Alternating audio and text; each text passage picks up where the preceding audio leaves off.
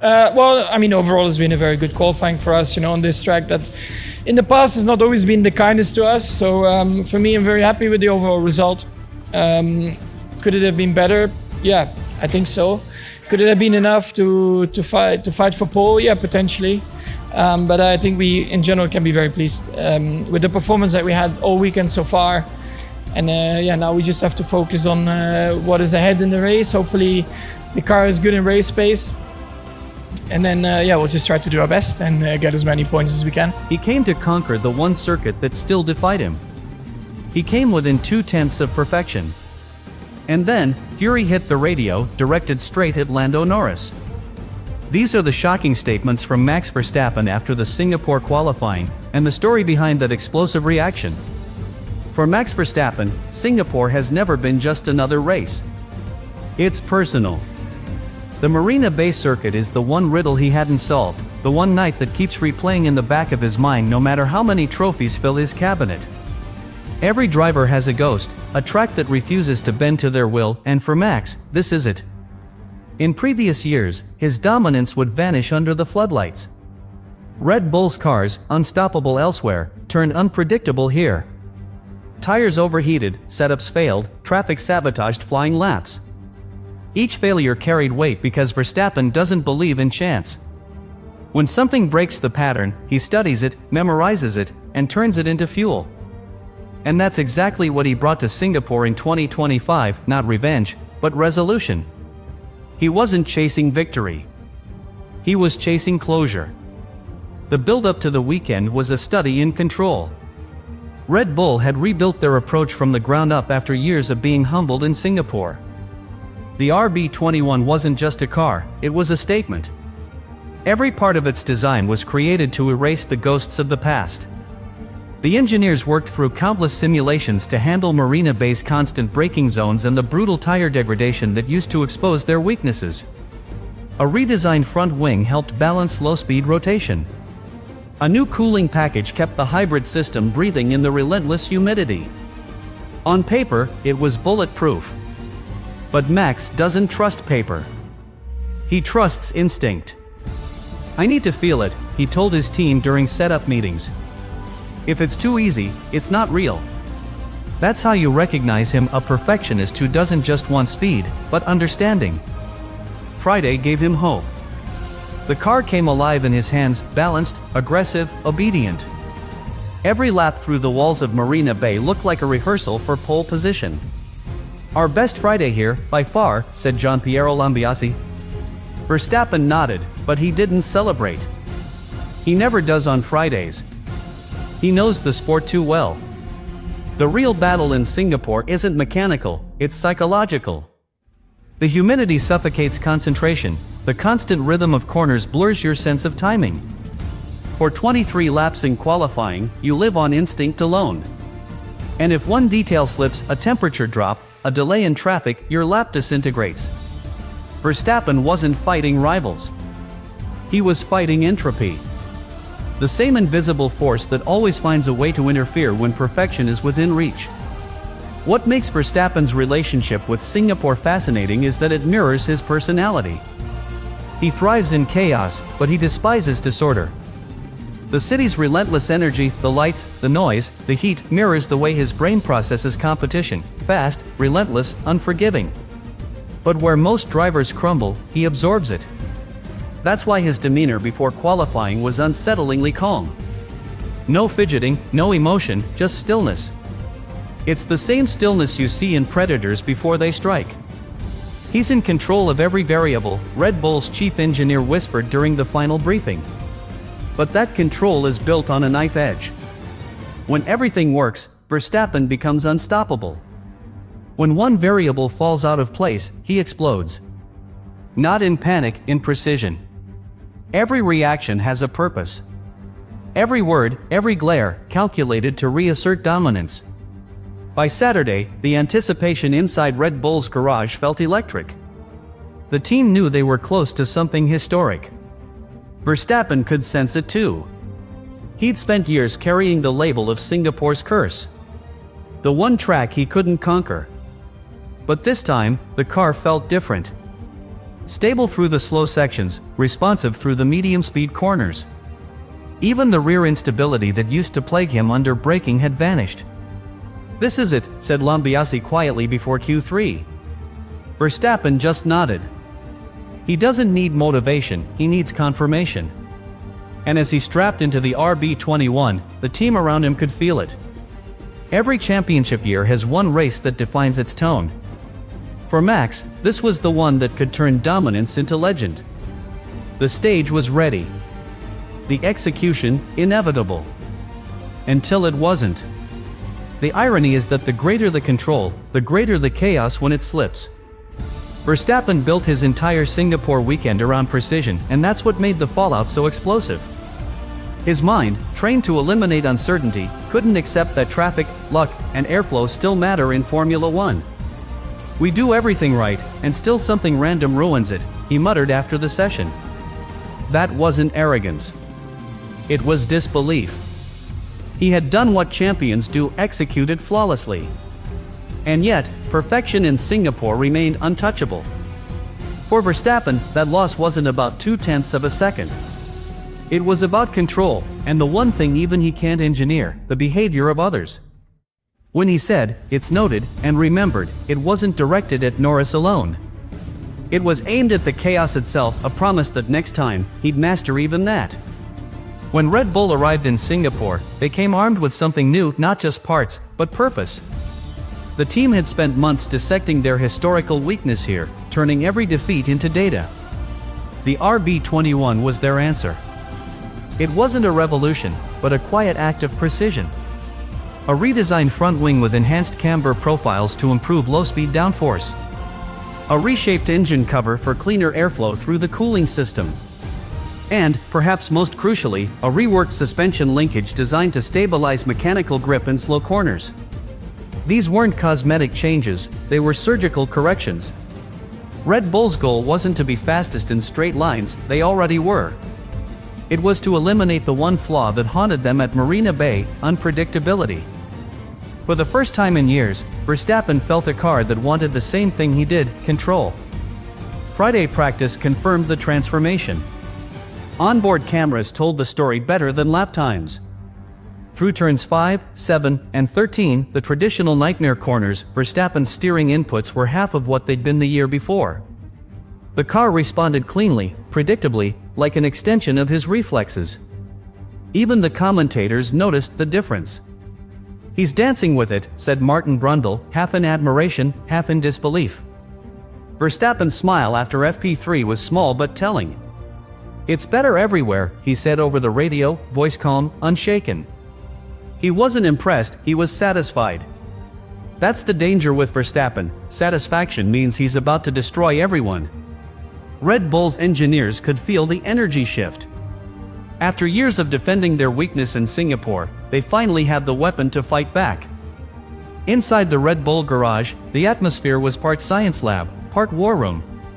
Every detail was measured, from brake duct temperature to rear diffuser oscillation.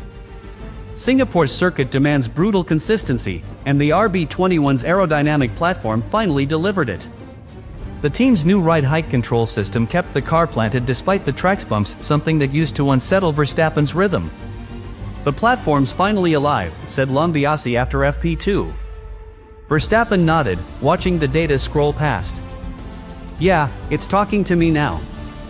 That phrase, "it's talking to me," meant everything. Drivers like Verstappen communicate with the car in instinctive rhythms. When the feedback loop connects, he becomes untouchable. That was the feeling returning now.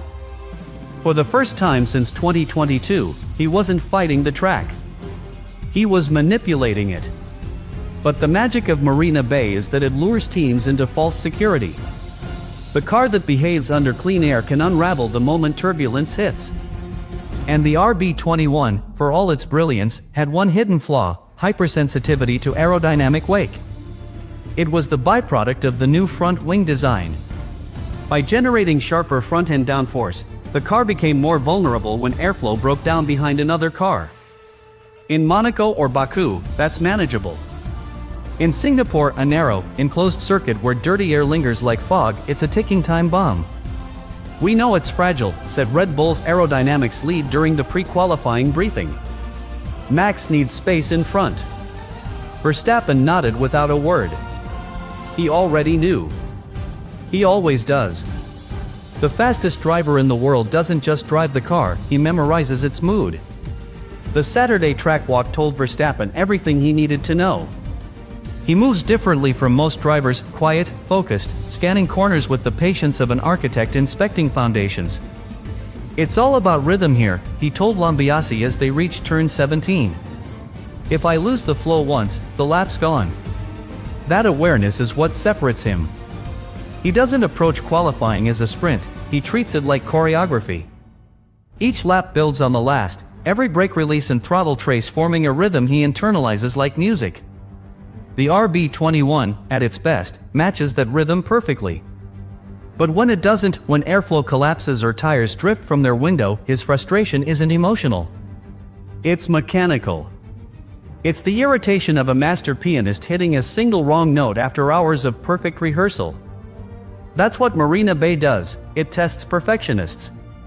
When qualifying day arrived, Red Bull believed the curse was over. Verstappen's confidence was unshakable. FP3 had been flawless. The car was balanced. The heat was stable. Everything pointed to pole. Yet everyone in Formula One knows this sport doesn't care about preparation. It cares about moments. And in the most crucial moment, his final Q3 lap, the flaw they feared became real. A slower McLaren ahead. A disturbance in the airflow. The front wing lost pressure, and the dream evaporated. It wasn't the car's fault. It wasn't the driver's. It was Formula One in its purest, cruelest form, precision undone by probability. Red Bull had created a machine capable of perfection. Singapore simply reminded them that perfection, in this sport, doesn't exist. Not yet.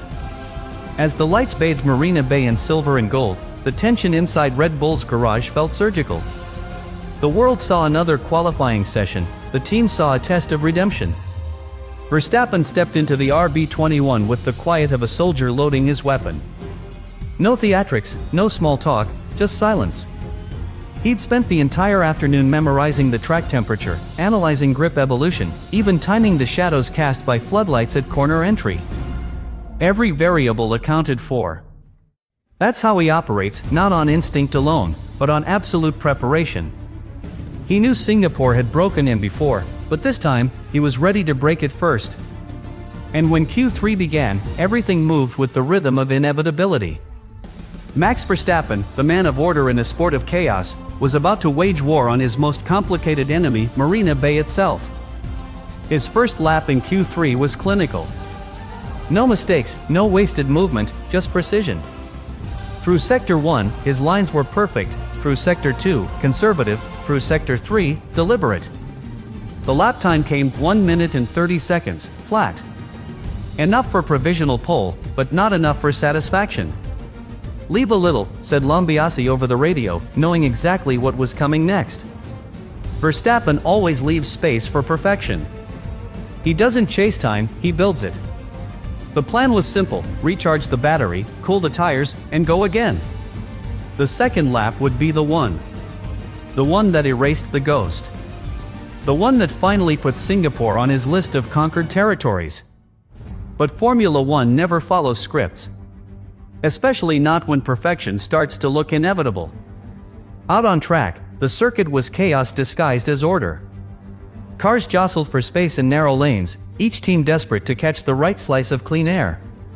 Verstappen timed his gap perfectly, or so he thought. Ahead of him, a flash of orange, Lando Norris, cooling his tires, crawling through turn 17 at reduced speed. In any other circuit, the airflow would have dispersed harmlessly. But in Singapore, surrounded by walls, dirty air lingers like fog. Verstappen's RB21 hit the turbulence instantly. The front wing lost load, the rear balance shifted, and the lap was gone before it even began. He stayed on throttle for one more corner, habit, not hope, then lifted. The steering wheel trembled slightly in his hands. "That's it," he muttered to himself. The ghost had struck again. As he crossed the line, the radio crackled. Lambiase, calm as always, said, "Thanks to your friend for that."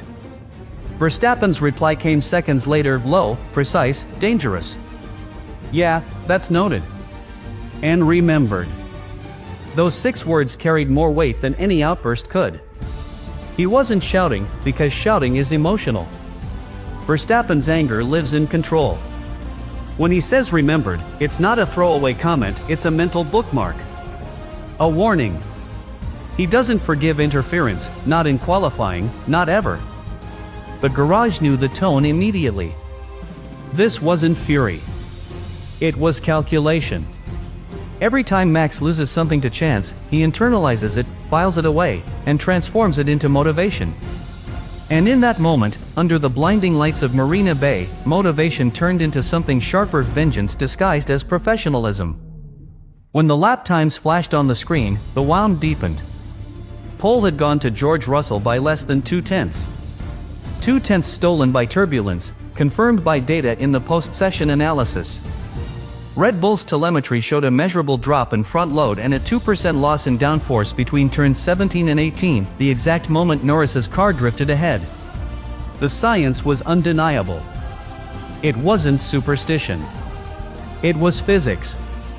The RB21 sensitive aerodynamics had betrayed them again. Verstappen leaned over the data monitor, arms crossed, expression unreadable. "We did everything right," he said quietly. Everything. And he wasn't wrong. For Red Bull, that's what made it hurt most. When you do everything right and still lose, logic becomes your enemy. And logic is what Max Verstappen lives by.